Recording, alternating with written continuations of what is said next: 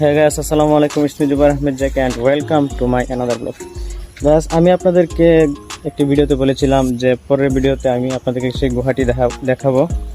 So দেখুন, আপনাদেরকে আমি গুহাটি দেখাই।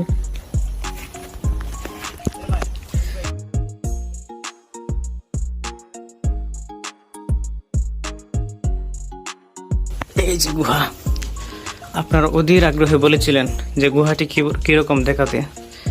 এই যে দেখতে পাচ্ছেন, এটাই সেই বিখ্যাত গুহা। এই গুহাতে আছে জিন, ভূত, পেতনি সহ বিভিন্ন প্রকারের দেহ দানব।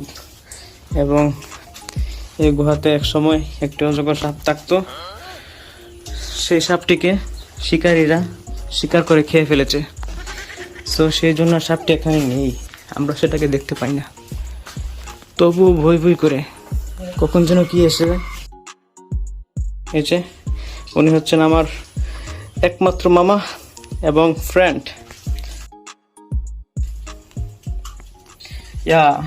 একবার ভূতের মতো লাগে।